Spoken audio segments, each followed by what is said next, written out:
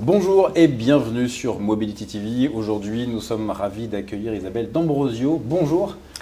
Bonjour Aurélien. Merci à vous d'être avec nous. Vous êtes en charge de la Smart Mobility chez Valeo, vice-présidente Smart Mobility. Première question très simple, qu'est-ce que ça veut dire et qu'est-ce que ça englobe au sein de cet équipementier présent évidemment au niveau mondial? Qu'est-ce que ça englobe cette Smart Mobility? Eh bien, je vais vous dire ça tout de suite. D'abord, merci de me recevoir avec plaisir. Pour vous en parler.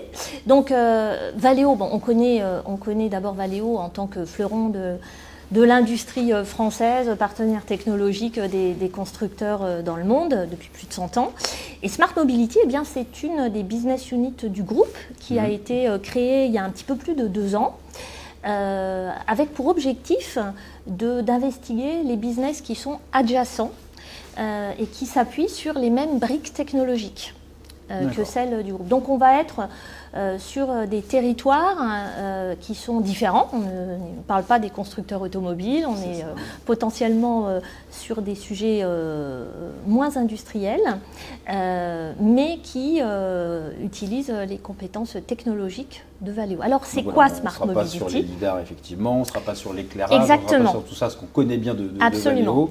Il y a différents secteurs, on peut parler pourquoi pas des bornes de recharge notamment. Oui, forcément. Mais l'électrification, c'est l'un des pans. Mais pas uniquement. Donc on va être, si vous voulez, Smart Mobility, c'est comme un incubateur avec différents programmes, dont les bornes de charge.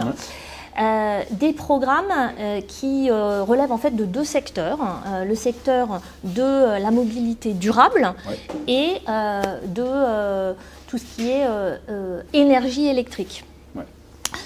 Sur ces secteurs-là, on va travailler avec des partenaires, puisque ce sont de secteurs nouveaux pour nous. On va travailler avec des partenaires, en tout cas on s'y autorise. Et puis surtout, ce qui est très important, ça va être la composante service, en plus de la composante industrielle. Donc tout naturellement, c'est une business unit qui est hébergée dans l'un des pôles du groupe, le pôle service. Et donc on a 3 programmes dont je serais ravie de vous parler aujourd'hui, dont les bornes de charge. Allez, commençons par les bornes de recharge. Allons-y. Alors les bornes de charge, c'est un programme qui s'appelle INIS, qui comporte d'ailleurs pas uniquement des bornes de charge, qui comporte également des câbles, des chargeurs mobiles, et qui a vocation à répondre à tous les cas d'usage. Donc on a 2 segments de marché. Un segment de marché qui adresse plus le tertiaire, on va dire, ce qu'on appelle dans le jargon industriel et commercial. Donc c'est quoi? C'est les parkings privés, les parkings d'entreprise, les parkings de centres commerciaux. Là-dessus, on a une première proposition de solution qu'on a commencé à commercialiser à l'été dernier.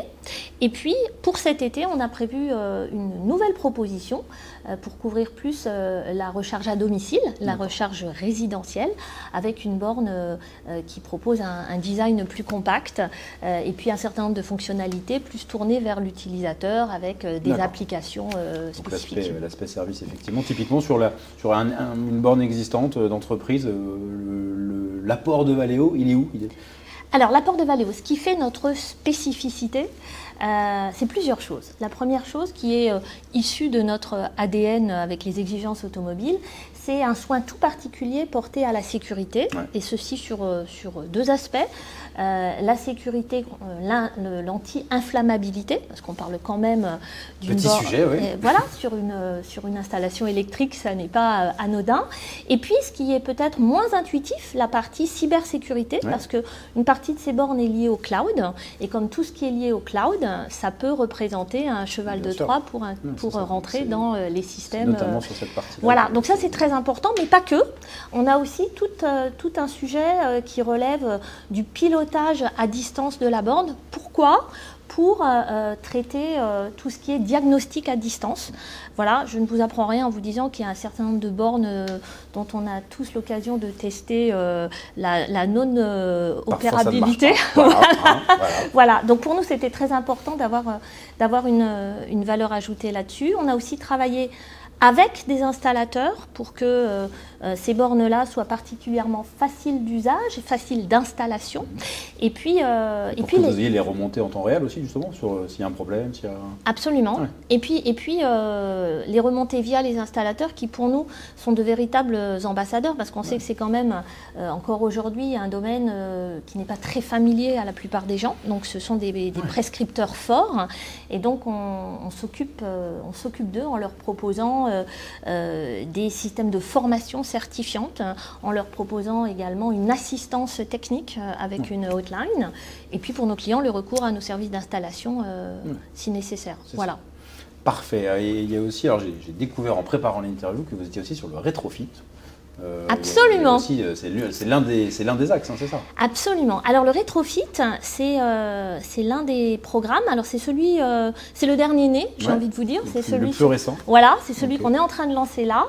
Il est vraiment à la croisée des chemins pour le coup. Je vous parlais de 2 secteurs qui sont sur notre feuille de route. Voilà.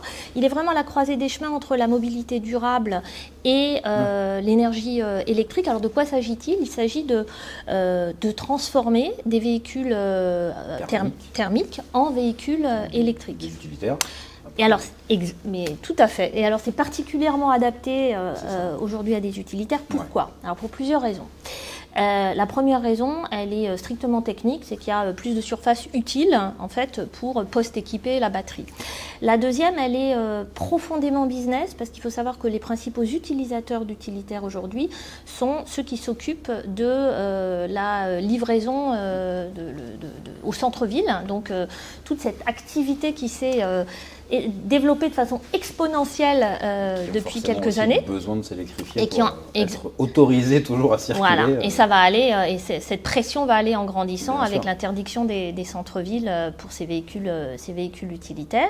Et puis, ce qu'il faut comprendre, c'est qu'ils ont une particularité, ces véhicules utilitaires, c'est qu'ils ont un équipement très spécifique qui peut être aussi relativement onéreux. Alors on peut avoir les racks, en pensant simplement aux racks pour les outils à l'intérieur de l'utilitaire pour les artisans, mais on peut penser aussi aux utilitaires frigorifiques, aux ambulances tout simplement. Donc rétrofiter le véhicule, même si c'est un coût, il sera moindre que de tout changer complètement et de perdre entre guillemets Exactement. Ce dont vous parlez, Exactement. Et en fait, ce sont les 2 bénéfices en fait du rétrofit.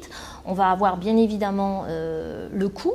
D'abord parce que à opération constante, le rétrofit d'un véhicule par rapport à l'achat d'un véhicule électrique, alors selon le véhicule ça peut varier, mais on est de l'ordre de 50% de coût en moins, avec, il faut l'avoir en tête, donc cet avantage de ne pas être obligé en plus de rajouter le coût de l'équipement. Oui, effectivement. Donc là, c'est aussi très concret, on le comprend. Et le dernier élément, c'est autour de l'économie circulaire, de la sustainability. C'est cette thématique-là, vous parlez de mobilité durable, donc on est. Et c'est sur quel point précis justement? Alors celui-là nous tient à cœur, c'est d'ailleurs le retrouve. Oui, je vais vous dire ça. Alors c'est le premier qu'on a, le premier programme en fait qu'on a lancé fin 2023. Alors c'est un programme qui consiste à remanufacturer les pièces des petites mobilités, des mobilités douces. Mobilités qui ont pris de plus en plus de place dans notre quotidien à tous.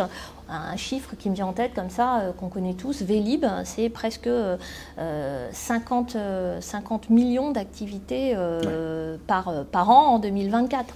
Il y a plein de grands noms qui se sont développés comme ça. Il y a Lime qui couvre 300 villes en Europe, etc., etc. Alors, cette mobilité douce, elle est mue en général par une conviction d'aller vers la mobilité décarbonée. Eh bien, ce qu'il faut avoir en tête, c'est que pour que ça fasse sens, il faut aller jusqu'au bout de l'exercice. C'est-à-dire que la maintenance de ces petites mobilités, elle doit aussi participer du même schéma. Or, aujourd'hui, il y a très peu de solutions de réparation. Ça suppose quoi de les réparer? Ça suppose de rapatrier des pièces neuves venant souvent d'Asie, ou bien c'est des trottinettes, des vélos qui vont à la casse. Vous en avez vu comme moi sur les bas-côtés.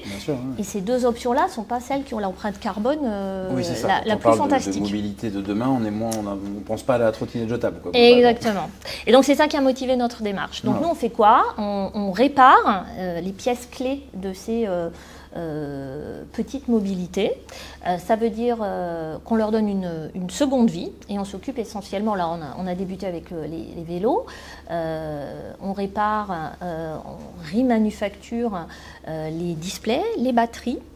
Et puis bien évidemment les moteurs. Ok, voilà. Pareil, très concret, on voit le spectre large donc, de l'équipementier qui se diversifie, qui s'adapte aux son savoir-faire, voilà. Qui adapte son savoir-faire aux évolutions de la mobilité. Exactement, et parfait, c'était très clair. Merci à vous Isabelle D'Ambroso, c'est moi qui vous remercie. Avoir reçu sur Mobility TV pour découvrir donc la Smart Mobility vue par Valeo. Merci beaucoup et à bientôt. À bientôt.